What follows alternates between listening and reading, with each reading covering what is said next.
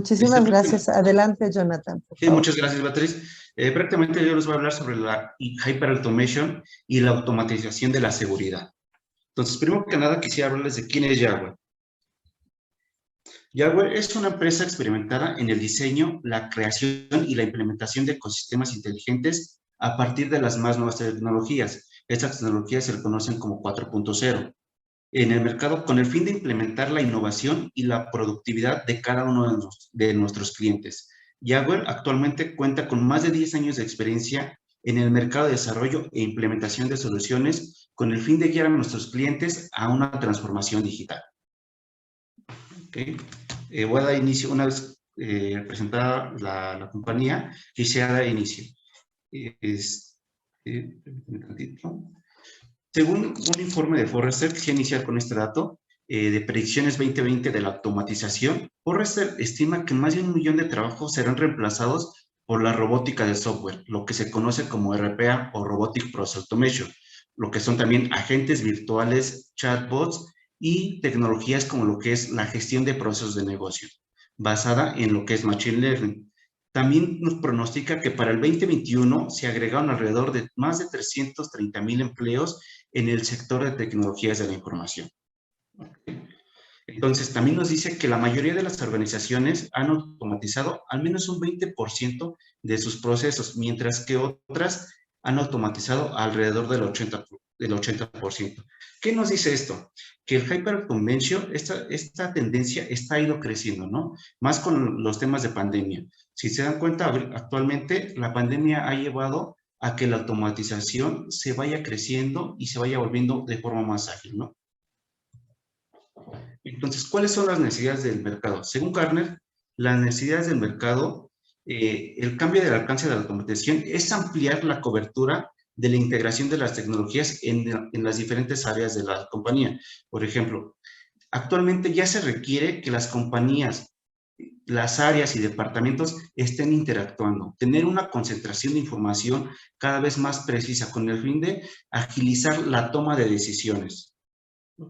La evolución de estas tecnologías para ampliar la gama de ámbitos o necesidades que requieren los clientes se está yendo a la tendencia de que cada vez las plataformas necesitan más habilidades cognitivas. Por ejemplo, la incorporación de tecnologías de inteligencia artificial o de machine learning, con el fin de tener los datos precisos, agilizar la toma de decisiones y eficientar los procesos. También nos dice que la necesidad de las organizaciones son cada vez más ágiles para responder a los acontecimientos mundiales y del sector, ¿no? Esto quiere decir que, por ejemplo, en estos tiempos de pandemia necesitamos incorporar nuevas tecnologías, nuevas plataformas, nuevas metodologías con el fin de eficientar o tener los procesos al margen, ¿no? La productividad al margen, en este caso, la productividad cuando nos vamos a home office, ¿no? Tenemos que crear plataformas, metodologías, estrategias que nos ayuden a mantenernos en el mercado. Entonces, la Hyperautomation nos va a ayudar a manejar estos tipos de cambios. Entonces, para esto es necesario tener un compromiso de la fuerza laboral, ¿no? Tenemos que tener una cultura de los empleados para que ellos vayan adoptando estos cambios que se van generando día a día. Se preguntarán, ¿qué es Hyperautomation? Según lo definido por Gartner, Hyperautomation se ocupa de la aplicación de tecnologías avanzadas, incluida la inteligencia artificial, el aprendizaje automático que se conoce como Machine Learning, para automatizar cada vez más los procesos y aumentar las capacidades humanas. Aquí, ojo, esto de aumentar las capacidades humanas es capacitar al personal, darle actividades de mayor nivel para que puedan generar un crecimiento dentro de la compañía, ¿no? Entonces, la hiperautomatización se extiende a través de una gama de herramientas que se pueden automatizar, pero también se refiere a la sofisticación de las metodologías que se requieren para su implementación, es decir, el descubrimiento de procesos, el análisis, el diseño de los mismos, la automatización, la medición, el monitoreo y la evaluación para ver cuál es el resultado que está teniendo la implementación de una automatización. También se le puede conocer por otros nombres, ¿no? Como ya vimos, Gartner la conoce como hiperautomatización. Forrester conoce este término como automatización de procesos digitales, mientras que el IDC, lo que es el International Data Corporation, la conoce como automatización inteligente de procesos. Pero, ¿cómo nos gusta definirla a nosotros como organización Java? En términos simples, la hiperautomatización se refiere a la combinación de tecnologías de automatización que existen para aumentar y expandir las capacidades humanas, ¿no? Creo que es un poquito más simple que lo que nos menciona Gartner. ¿Cuáles son otros conceptos o qué metodologías se pueden implementar para considerar que estamos aplicando la Hyperautomation? Principalmente, nosotros utilizamos 4 tipos de tecnologías clave, como es la IoT, que es el Internet de las Cosas, ¿no? Se basa en la interconexión de dispositivos inteligentes que existen para la organización, para comunicar, extender y potenciar los procesos, además de proyectar y escalar la metodología a nuevas áreas y departamentos. Un ejemplo muy claro que hemos tenido nosotros es la implementación de escáneres inteligentes, escáneres que ya se conectan a Internet. Esto facilitó el negocio de las aseguradoras, debido a que ellos actualmente por temas de pandemia, tuvieron que estar trabajando desde casa, pero la digitalización de sus documentos o sus expedientes era muy lenta. Entonces, el disparo, el inicio de los procesos también se iba retrasando, por lo cual la aplicación de este tipo de tecnologías me permitía simplemente con la digitalización iniciar un proceso de forma automática.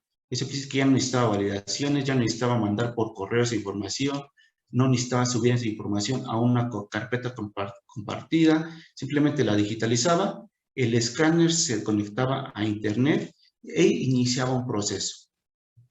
Otra tecnología que tenemos es el RPA o el Robotic Process Automation, y en español es la automatización robótica de procesos. Este hace uso de robots que pueden realizar tareas repetitivas y de bajo nivel, ¿no?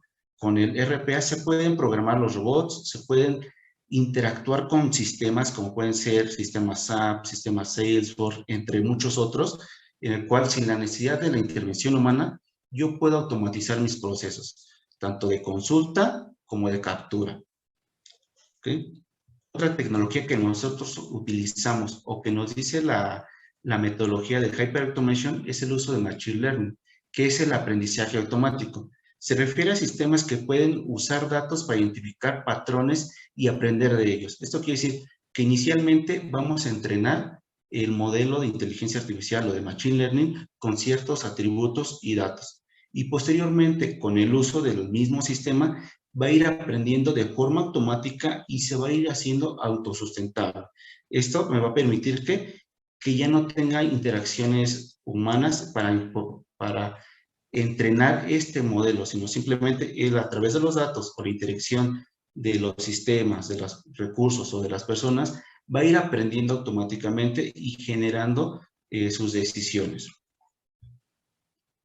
Otra tecnología, y no menos importante, es el IBPM, lo que se le conoce como Intelligent Business Process Management, ¿no? Esta es una nueva y mejorada versión de lo que ya se conoce como el Business Process Management, pero aquí toma las características que ya se encuentran en los BPMs tradicionales y las hace mejores. ¿Y cómo las hace mejores? Incorporándole herramientas o plataformas de inteligencia artificial o de Machine Learning, ¿no? Adicional de que ya se tienen en servicios de la nube.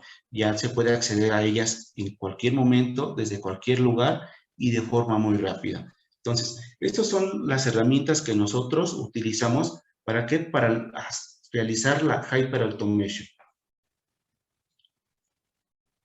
Ahora, ¿cuál es la diferencia? ¿Cuáles son las características de la automatización versus la hiperautomatización? Dentro de la automatización tenemos que la ejecución de tareas es totalmente manual. Esto quiere decir que para que yo pueda iniciar un flujo, tengo que enviar un email, tengo que recibir la información, descargarla y depositarla en una carpeta compartida, por decir un ejemplo. Entonces, eso hace que los tiempos se vayan incrementando, que el uso de actividades o los requerimientos hacia recursos sean actividades repetitivas que no tienen valor para la compañía. Otro punto sería la utilización de plataformas y tecnologías de desarrollo para generar soluciones ad hoc. La generación de soluciones ad hoc o el desarrollo en casa nos quiere decir que existe un gran tiempo y costo para la implementación de estos proyectos solamente para dar funcionalidad a un solo proceso. Entonces, no puedo yo ir escalando este tipo de desarrollos o tecnología. ¿Por qué? Porque están realizando solamente para una necesidad en específica. Si yo requiero realizar algunos cambios, algunas mejoras o integrarme con algunos otros sistemas incluso, esto va a llevar una grande cantidad de esfuerzo debido a que tengo que realizar desarrollo desde cero para realizar estas integraciones y que muchas veces no es tan sencillo o no es transparente, ¿no? Muchas veces es más viable realizar un nuevo desarrollo que querer realizar una integración entre uno o dos sistemas que ya existan. Entonces, esto nos quiere decir que la escalabilidad no es sencilla. Entonces, la generación y la implementación de esta solución, de este tipo de tecnologías, demora una enorme cantidad de tiempo, por lo cual luego puede llegar al fracaso de estas implementaciones o de estos proyectos. ¿Cuáles son las características de la hiperautomatización? Como principal característica, la ejecución de los procesos es automática o semiautomática, debido a que ésta se basa en eventos, ya sea utilizando dispositivos inteligentes para la detonación de estos mismos procesos o flujos. La modelación del proceso es suficiente para generar los flujos necesarios y no se requiere programación. Prácticamente de las herramientas que les mencioné hace un momento, lo que puede ser el RPA o lo que puede ser el BPM, son herramientas que se basan en un flujo de trabajo. Se modela un flujo de trabajo y se va automatizando de manera rápida. Esto quiere decir que si yo requiero un cambio, este flujo simplemente agrego la regla de negocio o la nueva necesidad al flujo de trabajo ya establecido o ya modelado, y en cuestión de minutos yo ya tengo ese cambio realizado, ¿no? No tengo que realizar un desarrollo desde cero, no tengo que realizar integraciones con otros sistemas, esto es de manera transparente.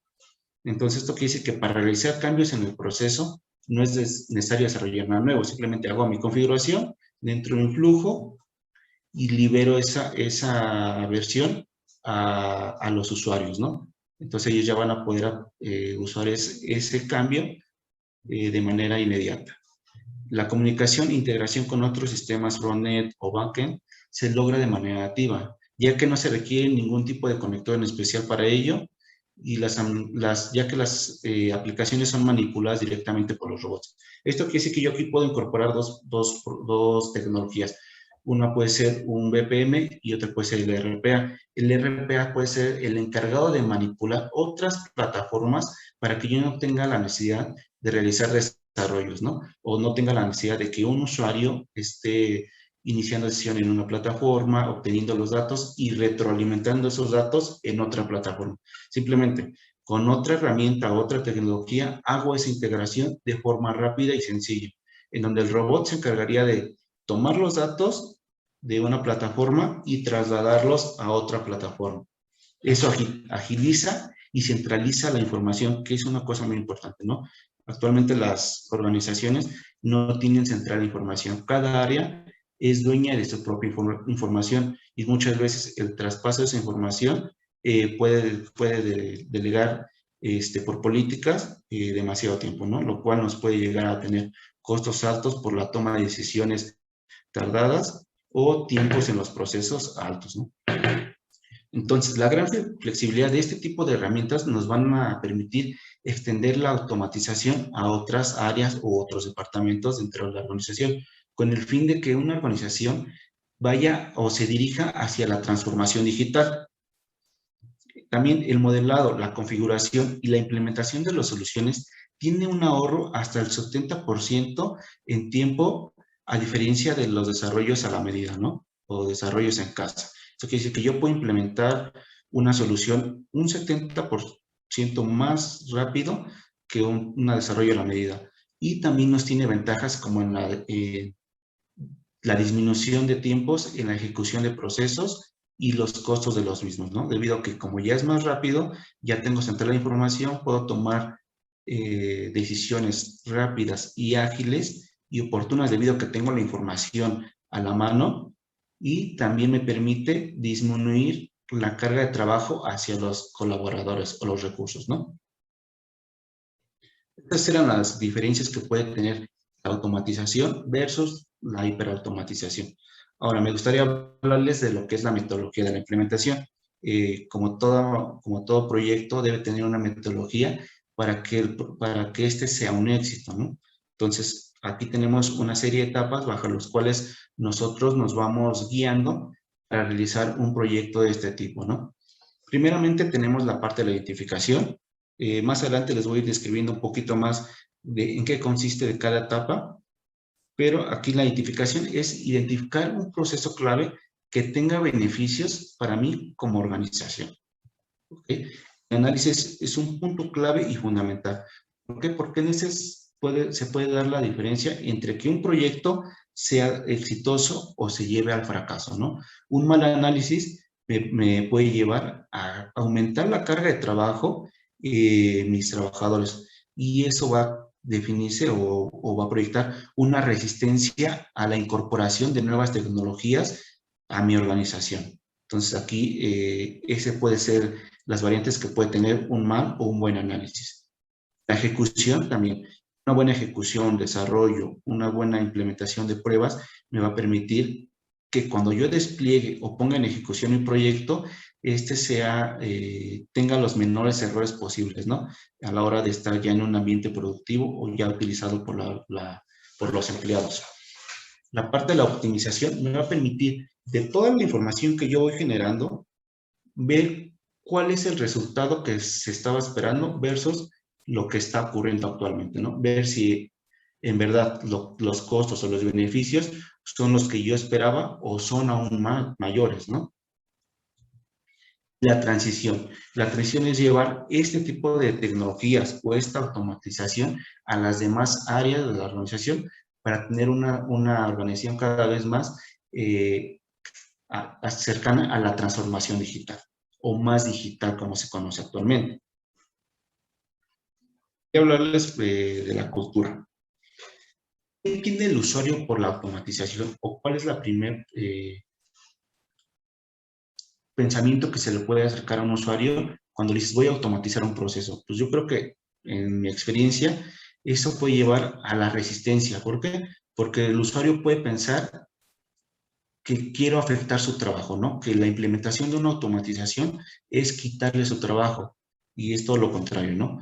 Nosotros, bajo la automatización, no pretendemos que un empleado pierda su trabajo, sino todo lo contrario, es quitarle las actividades que no le generan valor, en este caso, actividades repetitivas que toman, en base a nuestra experiencia, un 60% de tiempo del usuario de su día a día, ¿no? Son actividades que no generan valor, que requieren una enorme cantidad de tiempo y que el usuario puede dejar de hacer con la automatización. Entonces nosotros tenemos que hacerle ver al usuario que le vamos a quitar esas actividades que no tienen valor, pero le vamos a asignar actividades que tienen un mayor beneficio para la organización.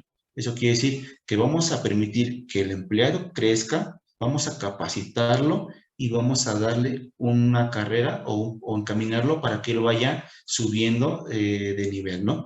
Entonces ya no lo vamos a tener simplemente como un analista de datos, sino simplemente o como un personal responsable de cobranza, sino simplemente le vamos a quitar esas actividades que son repetitivas y le vamos a asignar actividades que son de mayor valor, que actividades estratégicas, actividades de análisis. ¿Para qué? Para tener un mayor beneficio para la organización.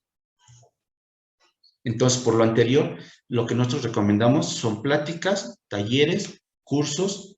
¿Para qué? Para que el usuario se sienta motivado y sea partícipe del proceso de innovación e implementación de estas nuevas tecnologías, ¿no? Yo creo que un empleado que es motivado diciendo que va a aprender cosas nuevas, que va a tener la oportunidad de desarrollarse y crecer dentro de la organización, puede adaptar más o de mejor manera este tipo de soluciones que un empleado que no tiene este tipo de introducción y simplemente piensa o se queda con la idea de que va a afectar su trabajo. ¿Por qué? Porque le estaríamos quitando actividades. ¿Okay? En primera instancia, este es un tema muy importante. ¿Por qué? Porque de este depende también que el usuario acepte o se resista al cambio, ¿no? Y puede llevarse a un proyecto exitoso o a un proyecto que termine en fracaso. Un punto muy importante, como ya les había dicho, es el descubrimiento o identificación de los procesos. ¿Por qué? Porque una mala identificación o la automatización de un proceso que no es fundamental para la organización puede generar costos, lo que se puede traducir en que se retrasen nuevas oportunidades, la automatización, o que otras áreas se vean afectadas a la hora de querer automatizar sus procesos. ¿Por qué? Porque ya tuvieron una mala experiencia con la identificación y la automatización de ese proceso no fundamental para la organización. Entonces aquí tenemos una serie de preguntas que nos ayudan a tomar una mejor decisión para identificar qué proceso es viable para automatizar y qué proceso no es viable. Como primera pregunta, ¿en dónde existen actualmente procesos ya automatizados? ¿Qué áreas ya tienen estos procesos? ¿Cuántos procesos se tienen automatizados? Y ver si en verdad yo conozco todos los procesos que tengo dentro de mi organización. Otra pregunta es, ¿qué plataformas o tecnologías se están utilizando? Debo identificar qué plataformas están utilizando, si son plataformas en casa, si son plataformas que tienen que ver con un proveedor que se estén utilizando para ver cuál es la funcionalidad que yo les puedo dar a esas aplicaciones, si me puedo integrar de forma nativa, si puedo obtener información de esas aplicaciones o si tengo que hacer un desarrollo a la medida para realizar esa integración entre una o más herramientas que ya tenga la organización. Entonces, también debo preguntarme si un usuario interactúa con múltiples plataformas. ¿Esto por qué? Muchas veces un usuario ya maneja 2 o 3 plataformas. Entonces agregarle más plataformas a él es más carga de trabajo, lo cual puede afectar su día a día, ¿no? En retrasos y en costos para la organización. Entonces debemos de ver cuántas plataformas ya tiene un empleado y si con esas plataformas podemos ya generar alguna otra automatización o simplemente ya vamos a ir cambiando esas plataformas para incorporar nuevas plataformas de última generación. Entonces, también nos preguntamos si tienen etapas o funciones duplicadas. ¿Qué etapas existen entre los procesos o si existen tareas duplicadas o repetitivas para ya ir optimizando estos procesos o esos flujos de trabajo? Y también podemos preguntar o identificar si existen datos que podemos explotar o usar para diferentes propósitos, ¿no? Para la toma de decisiones, generación de reportes inteligentes, entre otros. Vamos a pasar con la parte del análisis. Aquí vemos la viabilidad de las tecnologías que se van a aplicar en los procesos. Esto quiere decir que una vez que ya descubrimos el proceso, vamos a analizar qué tecnologías vamos a utilizar, si va a ser una o van a ser más tecnologías como las que ya hemos visto. Vamos a ver algo muy importante, qué presupuesto económico tenemos, porque el presupuesto económico nos va a permitir ver qué alcance podemos definir para mi primera implementación de un proceso automatizado.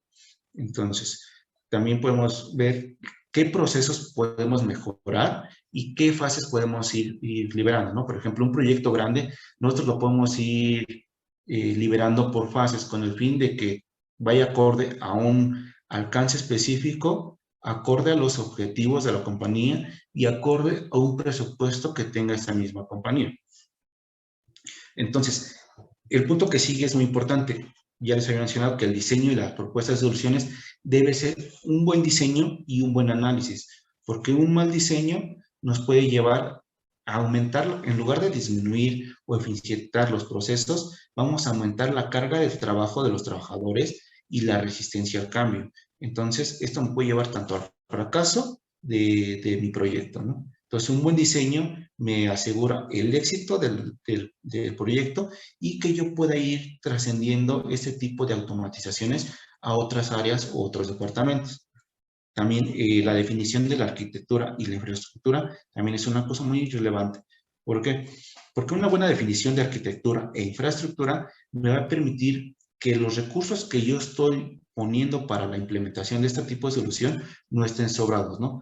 Por decir un ejemplo, puedo implementar una solución en un servidor que no tiene las características necesarias para dar seguimiento a un proceso. Eso quiere decir que va a haber demasiadas solicitudes y las solicitudes van a tardar en procesarse más de lo normal. Entonces eso va a representarse en retrasos. ¿Por qué? Porque mi infraestructura no es la adecuada. O puedo tener una infraestructura muy holgada, muy amplia, pero si está muy holgada y yo solamente voy a ocupar el 20-30% de esa arquitectura, esos costos son muy elevados, lo que entiende que es un desperdicio en cuanto a gastos, ¿no? Entonces estoy teniendo costos elevados y el proceso no los requiere. Entonces, una buena definición me permite ahorrar costos y eficientar tiempos.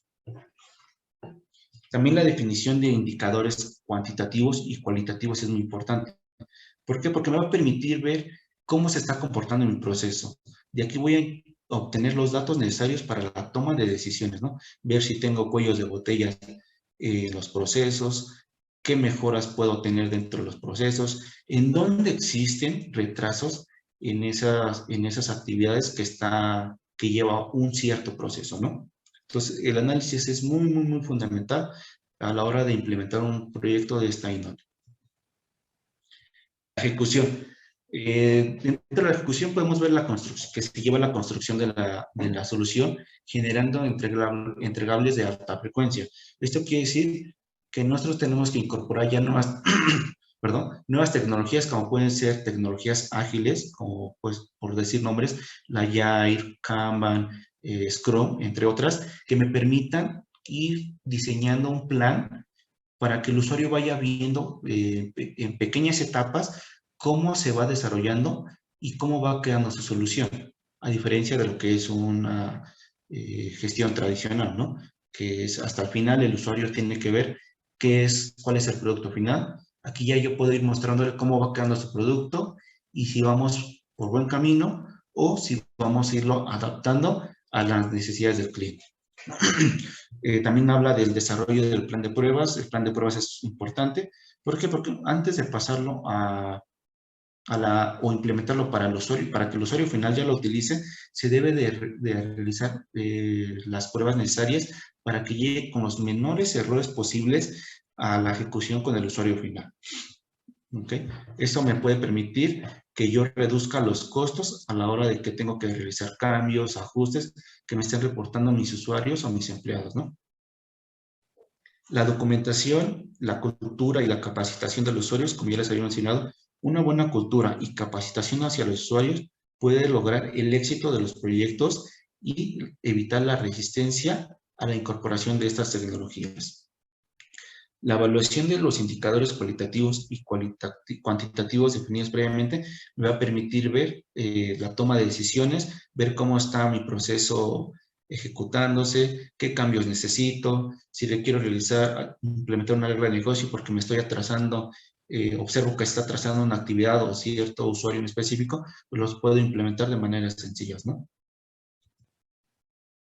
La parte de la optimización. Aquí es donde ya evaluamos el resultado obtenido para identificar los mejores procesos, las mejoras en los procesos, perdón. Eso quiere decir que con los datos que yo ya junté, voy a evaluarlos para ver si tengo que hacer mejoras o si lo dejo estable por el momento y me dedico a ver qué otros procesos puedo ir automatizando. Entonces, eso quiere decir que con esto yo puedo medir el éxito que ha tenido mi implementación de este tipo de proyectos. Fortalecimiento de modelos y configuraciones de tecnologías, así como la medición de resultados esperados versus los resultados obtenidos, ¿no? Los resultados esperados a lo mejor se pueden transformar en costos, en tiempos, en objetivos específicos de un proceso, como a lo mejor puede ser un proceso de cobranza, si estoy logrando realizar el monto del cobro que estoy estimando o no, versus los resultados obtenidos, ¿no? Que son los resultados que estoy obteniendo actualmente. Entonces, puedo ya comparar ahí qué tan buena fue esta inversión o si fue buena o fue mala, ¿no? Para ver si lo puedo llevar hacia otras departamentos o áreas o implementarlo en otros procesos. Y aquí viene ya la parte de la transición, que nos dice que una buena implementación, ejecución, nos va a permitir trascender hacia otras áreas de los negocios. También nos va a permitir aplicar las mejores prácticas para proyectos posteriores, ¿no? Nos va a permitir ver cuáles errores cometimos para no volverlos a cometer en un futuro. Y ya vamos a ver la evangelización con base a los resultados, ¿no? Una vez que nosotros mostremos los buenos resultados de este tipo de implementaciones a las organizaciones, ellas por propia cuenta van a empezar a implementar cada vez más este tipo de tecnologías. ¿Para qué? Para tener una tecnología, una organización que vaya o se encamine a la transformación digital y que tenga la mayoría de sus procesos automatizados. También esto nos va a dar la generación de nuevos casos de negocio, que se trasciende a lo que son las automatizaciones en otras áreas. Ahora quisiera pasar a lo que es, ¿qué es la seguridad de información? Quisiera hacer una pauta en este punto. ¿Por qué? Porque aquí ya vamos a partir o vamos a definirnos hacia los procesos que tienen que ver con la seguridad de la información, ¿no? Primeramente quisiera explicarles o decirles qué entiendo yo por la seguridad de información. La seguridad de información es el proceso de prevenir y detectar el uso no autorizado de un sistema informático con el fin de proteger la integridad y privacidad de la información que se almacena. Pueden ser datos del usuario, pueden ser datos de los procesos, entre otros, ¿no? Que puede ser información sensible. Entonces, dicho esto, nosotros definimos que existen tres tipos fundamentales de intrusos con los que día a día los sistemas de seguridad se están enfrentando. Por ejemplo, son los intrusos con fines maliciosos, intrusos con fines de lucro y los intrusos por accidente. ¿Qué son los intrusos con fines maliciosos? Son aquellos que atacan deliberadamente para dañar la imagen de una organización.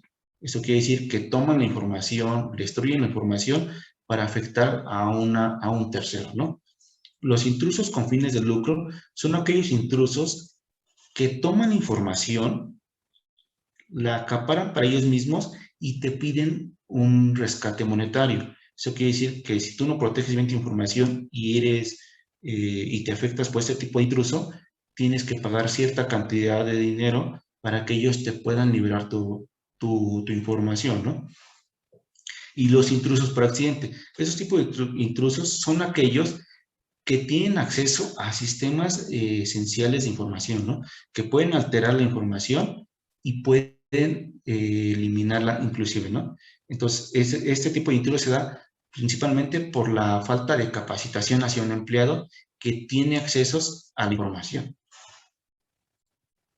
¿Cuáles son los problemas de seguridad en una empresa? Principalmente nosotros detectamos los siguientes: sistemas desactualizados u obsoletos.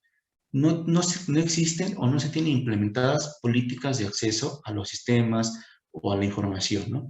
Eso quiere decir que cualquier persona puede entrar si tiene los privilegios. No se tienen bitácoras o registros de la interacción de los empleados con los sistemas.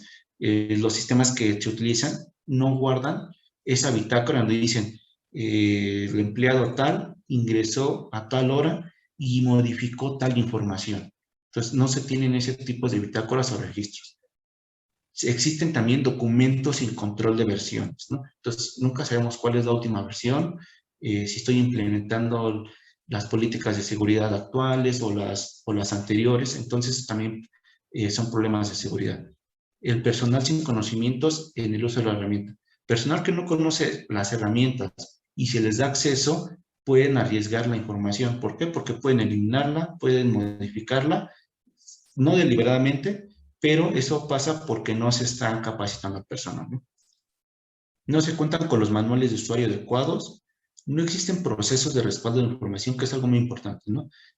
Todas las organizaciones al día de hoy deben de tener un respaldo de su información, debido a que se pueden presentar desastres, y esto nos lleva al siguiente punto, ¿no? Que las organizaciones no cuentan con un plan de RP, que es Disaster Recovery Plan. Entonces, esto indica que si pasa un desastre y ellos no tienen la información respaldada, esa información ya se da por perdida y no hay forma de recuperarla.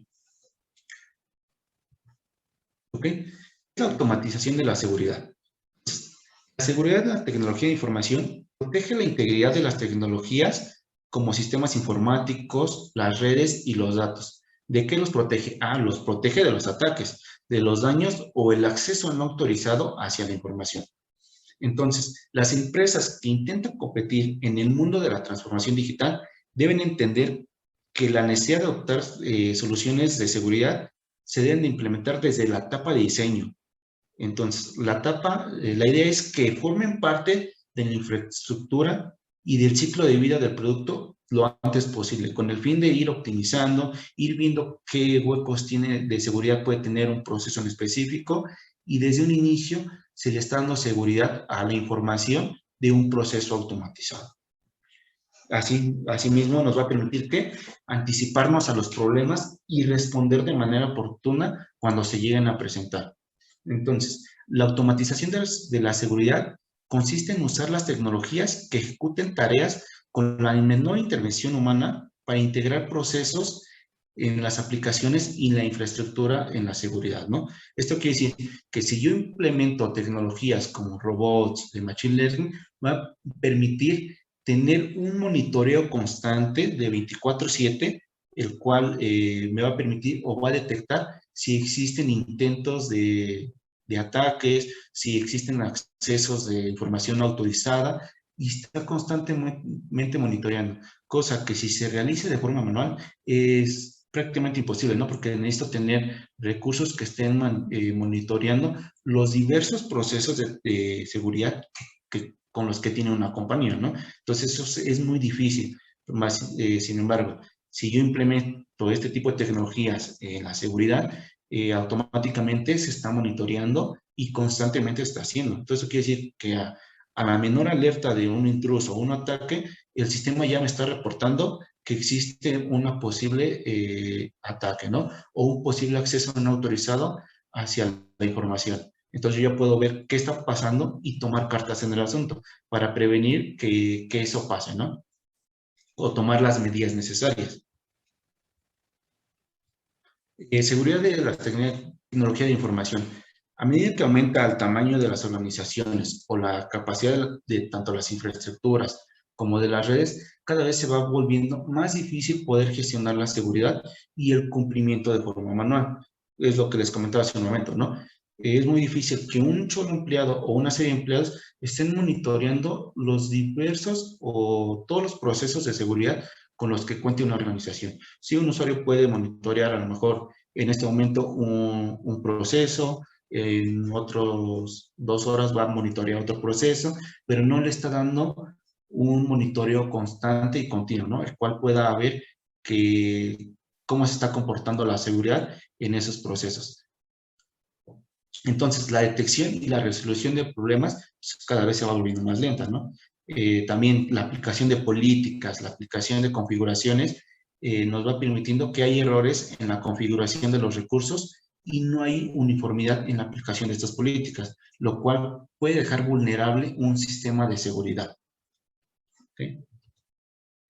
Entonces, los equipos de seguridad pueden realizar un seguimiento del creciente número de alertas de seguridad y posibles incidentes, ya que más tareas automatizadas mejoran un análisis y conducen a menos falsos positivos y derroches de información, ¿no? O derroches de tiempo. Eso quiere decir que los sistemas que yo implemente van a estar monitoreando y con ayuda de las diferentes tecnologías, como pueden ser Machine Learning o inteligencia artificial, yo puedo ver cuáles son los falsos o las alertas falsas positivas que se pueden ir dando, ¿no? El sistema va aprendiendo cuáles tomar y cuáles no considerar. ¿Para qué? Para solamente escalar las alertas que sí son importantes, ¿no? Las cuales no les voy a invertir el tiempo necesario en lugar de que me pase todas las alertas y yo esté revisando una a una. Esto va a incrementar el tiempo que le estoy dedicando al monitoreo o a la revisión de estas alertas. Entonces, simplemente voy a revisar las alertas oportunas o las que me indiquen estos sistemas. ¿Por qué? Porque simplemente ya se validaron desde antes y son las que efectivamente pueden generar un problema futuro.